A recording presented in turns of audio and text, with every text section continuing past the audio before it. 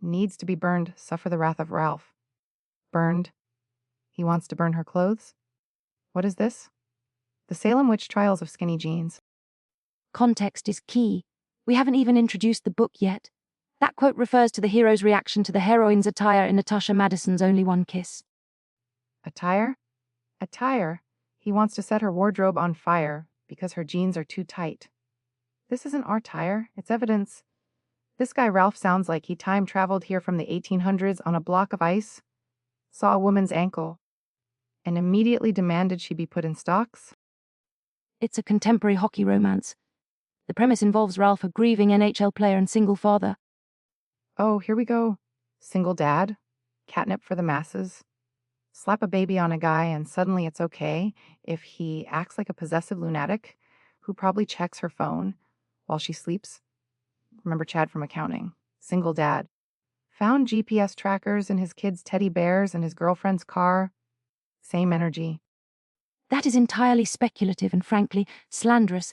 The narrative explores themes of grief, instant connection, and protective instincts within the alpha male archetype.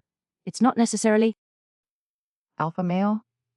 Is that what we're calling guys who need therapy and maybe an ankle monitor now? This Ralph character? First off, Ralph. Seriously? Sounds like someone who fixes toilets, not a star hockey player. Wreck it, Ralph. He's going to wreck her self-esteem is what he's going to do? The name is perhaps unfortunate, however, focusing solely on the negative reactions ignores the character's supposed devotion. Reviewers mention him waiting outside her house, calling constantly after their big fight, crying even. Some find that romantic dedication. Romantic? Romantic? If a guy I dumped was crying outside my house every day, I wouldn't be swooning. I'd be calling the cops. That's not dedication. That's a restraining order waiting to happen. And don't get me started on him apparently letting himself into her house when she's not there, just to be near her stuff, maybe. Probably sniffing her sweaters. Creepy. You're projecting again. Perhaps it speaks to the depth of his emotional turmoil following the loss of his wife and his fear of losing Candace. His possessiveness could be interpreted as a trauma response, a desperate clinging. Trauma response. My neighbor Steve has trauma from seeing his prize-winning poodle run over. He doesn't tell his wife, Brenda, she can't wear her favorite gardening clogs because they're too provocative for the petunias. Ralph isn't traumatized. He's a control freak with a baby shield. And the crying, a grown man, a pro athlete, sobbing because his girlfriend left after he called her by his dead wife's name. That is the major conflict point, the catalyst for their separation. A devastating mistake born of grief, surely. Devastating? It's relationship suicide. You don't come back from that. And Candace. Okay. Apparently she was a real piece of work in another book. Total witch. Someone said maybe she deserved it? No. Nobody deserves that. But running across the country? Isn't that a bit much? Talk it out. Don't feel like you're escaping a warrant. Her reaction, while dramatic, underscores the severity of his transgression, and her supposed past behavior is irrelevant to whether Ralph's actions are acceptable now. Readers seem torn on her redeemed heroine or doormat for taking him back. Doormat. Total doormat. If a guy told me my favorite bowling shirt needed to be burned, I'd tell him where he could shove his puck. And apparently, some of her clothes just disappear.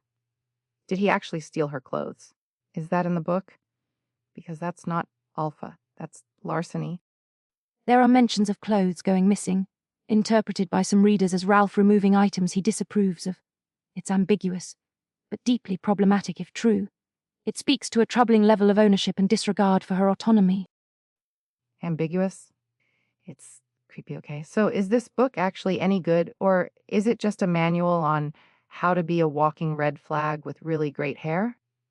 I saw one review, someone actually said, and I quote loosely here because, wow, Ralph would be the guy who blamed me if I was raped because my shirt was too tight. Yikes.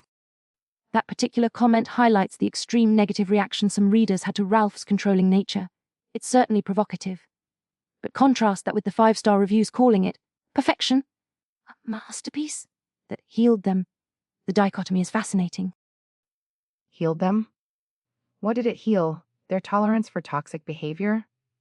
Oh, I used to date reasonable men, but then I read Only One Kiss, and now I only date guys who track my car and critique my cardigans.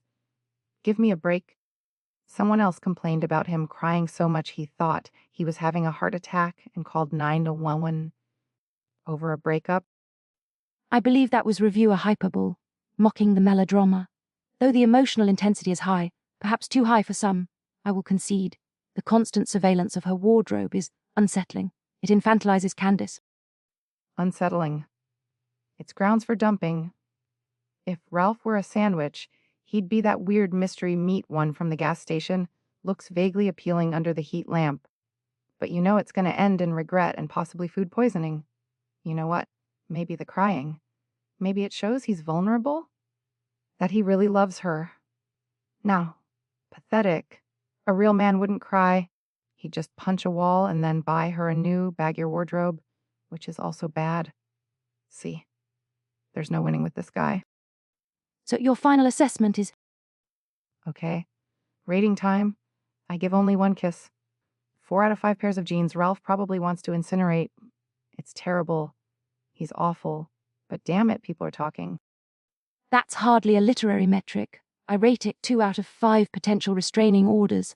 While the exploration of grief as moments, the normalization of controlling behavior under the guise of all for protection is deeply concerning. It fails the autonomy test. See? We agree it's concerning, just like we agreed Twilight was... Wait, no. We definitely didn't agree on that. Never forget Edward Cullen, Sparkle Stalker. Next week, listeners, we delve into the sentient slime mold who loved me. Apparently, it's a poignant metaphor for something. Sounds sticky. Until then, keep your closets locked and your standards high. This has been Heartbook Radio.